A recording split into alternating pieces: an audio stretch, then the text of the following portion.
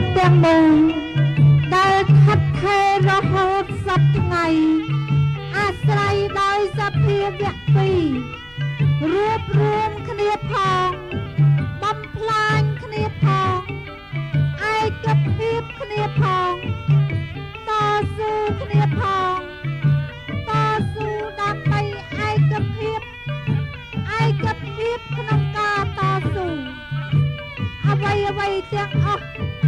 สับตาเมียนกำนักกำนองคณีปัจจุบันอาไตตะอนาคตรถประเตะกระลาจาฉลักนองตุ่มปอประวัติศาสตร์มนุษยจิต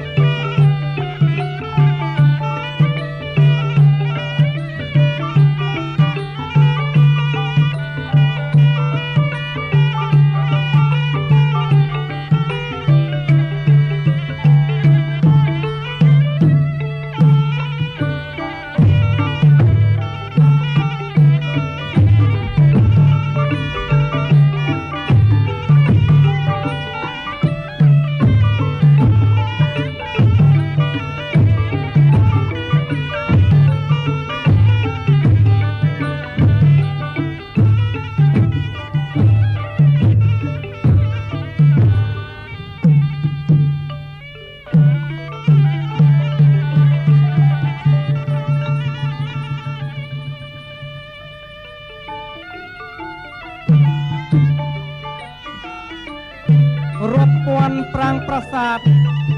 ដ៏ល្អវិចិត្រឥតមានពីរនិងដ៏មានតម្លៃជាសកលគឺជាផលនៃជំនឿដ៏មុតមមនិងសទ្ធាដ៏ខ្លាំងក្លារបស់ប្រជារាស្ត្រខ្មែរនាបុព្វសម័យការកោសមុទ្រទឹកដោះគឺជាការប្រយុទ្ធរវាងទេពតាតំណាងឲ្យសភាវៈល្អនិងអសុរៈតំណាងឲ្យសភាវៈអាក្រក់ដើម្បីដណ្ដើមយកទឹកអមฤតដែលជាភាពអមតៈនៃសេចក្តីសុខសេចក្តីចម្រើនលើពិភពលោកសូមឲ្យទឹកអមฤតវិលមកស្ថិតនៅជាអមតៈលើទឹកដីនៃព្រះរាជាណាចក្រកម្ពុជាជានិច្ចតរៀងទៅ